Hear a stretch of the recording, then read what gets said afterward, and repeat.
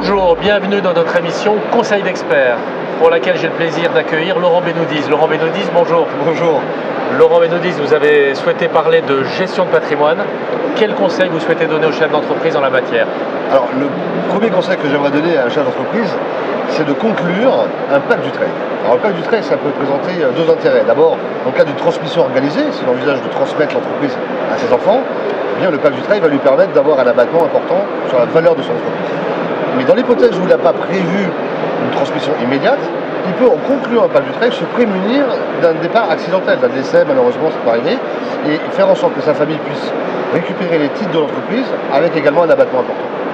Alors, comment on conclut en pratique un pacte du trade? Est-ce qu'il y a des conditions à respecter? Alors, il y a des conditions, elles sont très simples. La première condition, c'est de détenir au moins 34% du capital pour l'ensemble des signataires. Donc, si vous avez, vous, 25%, et puis vous avez un associé qui en a 15, ben, ça fait 40%, donc vous êtes au-dessus des 34. Ouais. Première condition. La deuxième condition, c'est de conserver les titres pendant 2 ans de manière globale, engagement collectif de conservation, et puis ensuite de manière individuelle pendant 4 ans. Donc, il y a une durée de conservation de 6 ans.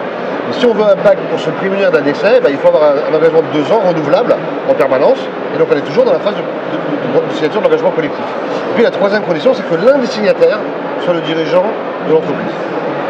Alors l'expert comptable en la matière, sur ce sujet-là, il est l'interlocuteur du chef d'entreprise? Bien sûr, le pacte du trade, c'est un acte sur sa privée qui peut être signé rédigé par l'expert comptable, signé par les associés. Il doit évidemment être enregistré aux impôts avant le 31 décembre de l'année si on veut qu'il a des effets sur l'année suivante. Et sinon, dès qu'on a rédigé, on l'enregistre et ça confirme tous ses effets. En pratique, les dirigeants signent des pactes du trade ou c'est pas un réflexe qu'ils ont encore? C'est pas un réflexe qu'ils ont. Il faut leur expliquer.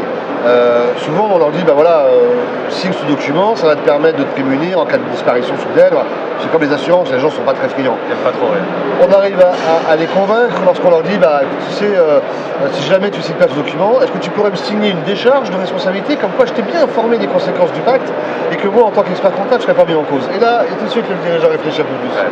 Il y a une vraie raison pour laquelle il insiste. Il y a de vraies raisons pour signer un pacte du trade, oui. Laurent Benoudis, merci beaucoup de votre conseil. Merci à toi.